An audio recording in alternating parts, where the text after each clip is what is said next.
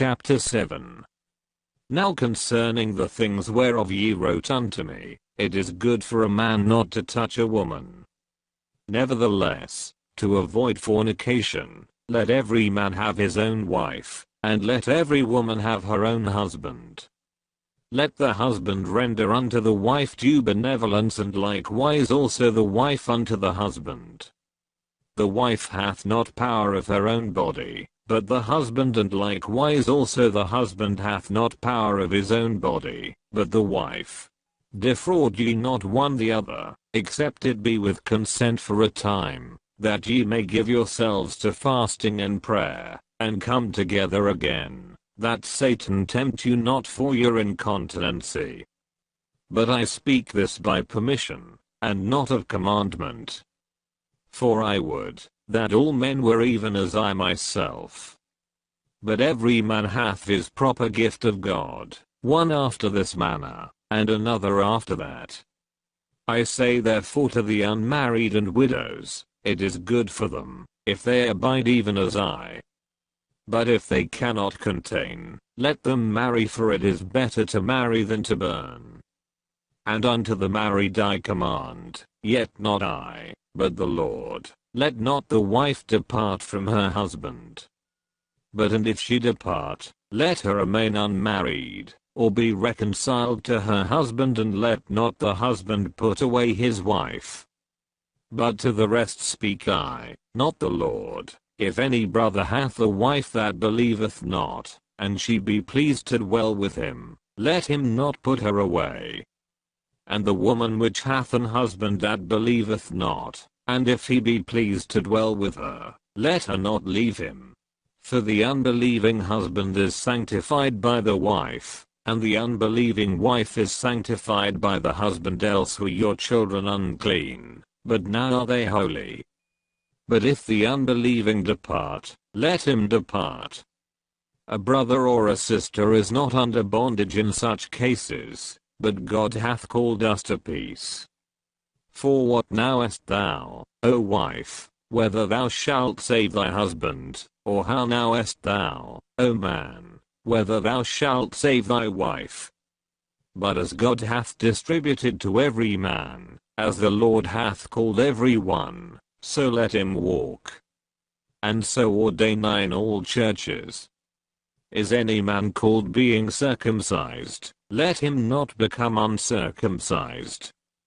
Is any called an uncircumcision, let him not be circumcised.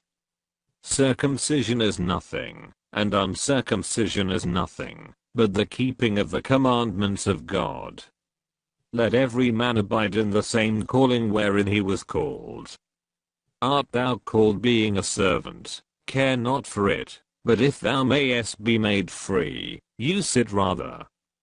For he that is called in the Lord, being a servant, is the Lord's freeman, likewise also he that is called, being free, is Christ's servant.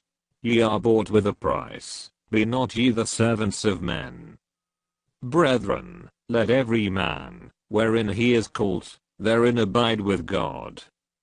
Now concerning virgins I have no commandment of the Lord, yet I give my judgment, as one that hath obtained mercy of the Lord to be faithful.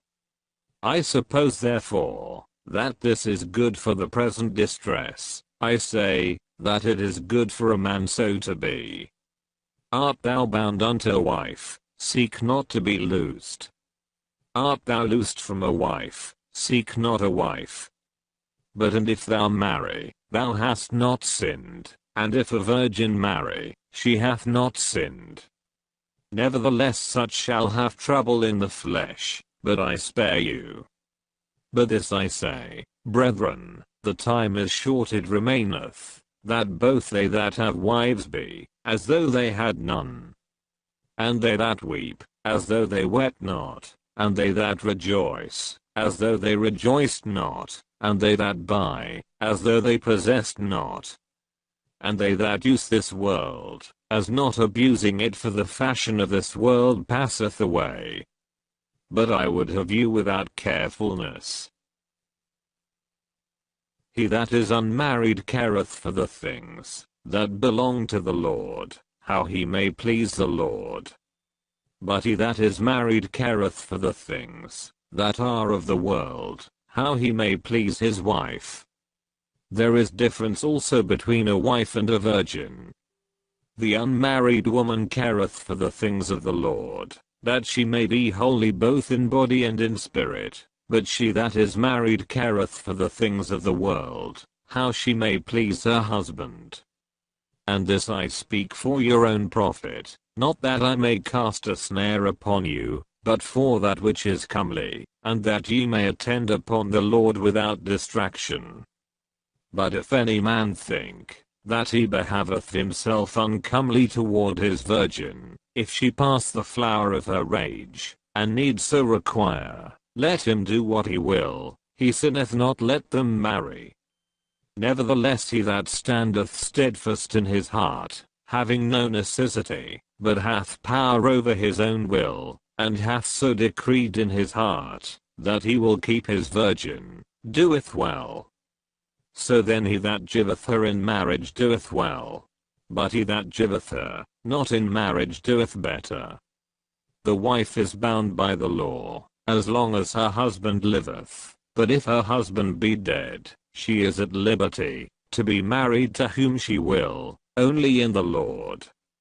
But she is happier, if she so abide, after my judgment, and I think also, that I have the Spirit of God,